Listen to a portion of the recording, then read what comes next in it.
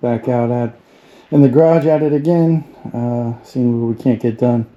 I'm going to pull the plugs and do the oiling of our system. Then I will put the rear starter on so we can turn the motor over and cycle all that oil through. Probably going to change the oil, and then after that we'll run some valves. And right here I'm taking the plugs out, checking them over, and getting ready to oil up the system.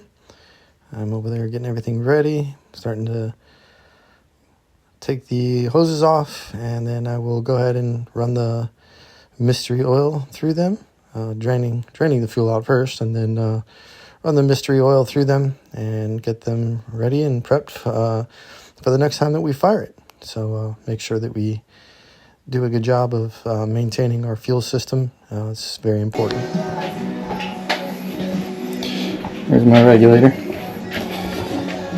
And right here, this guy, this is the one that we're gonna loosen up. It's gonna start dripping. I'm gonna take that and drain it back into there. I'll undo this and cap this off because that runs to the tank, to the filter, to the tank.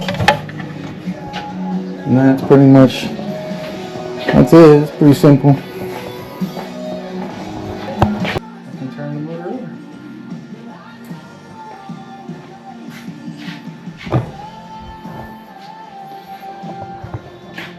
So as you can see,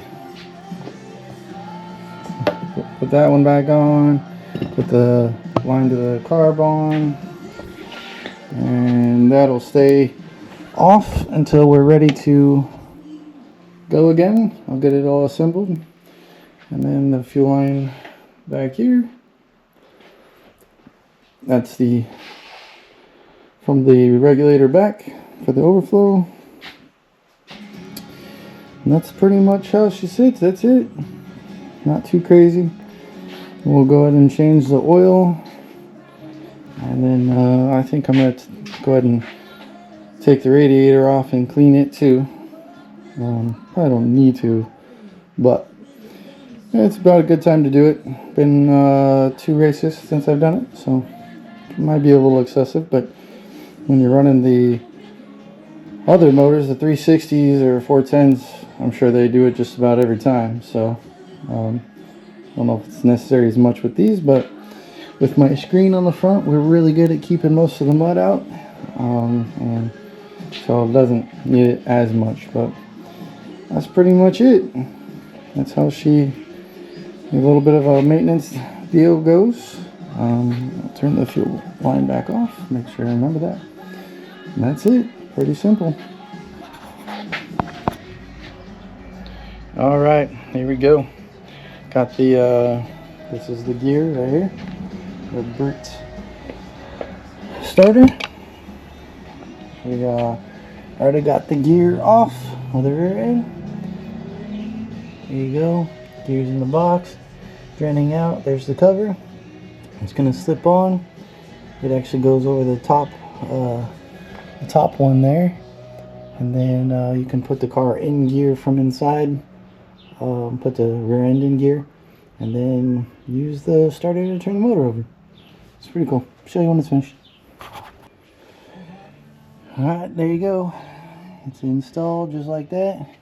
I was wrong. It's on the bottom one. You can see that, but it goes on that. Connects to that bottom one there sticking out. That's pretty much it. I have the battery hooked up with the battery charger jewels in case. And then now we drop that down. Lucky, yeah, went right in gear.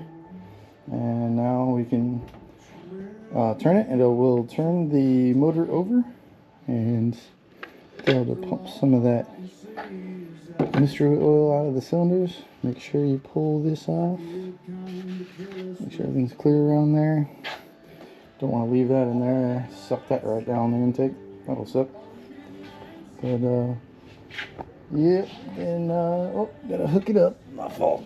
I know all those other content creators go through trying to do everything one-handed. And hey, how about that? All right, grab the trigger here. Everything's good. Check, make sure everything's clear. Everything's clear. Cylinders are clear. And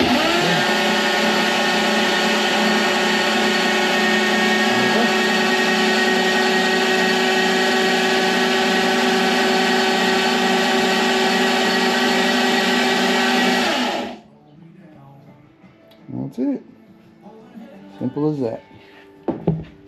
And disconnect it so it doesn't sit on the battery. And she's all done.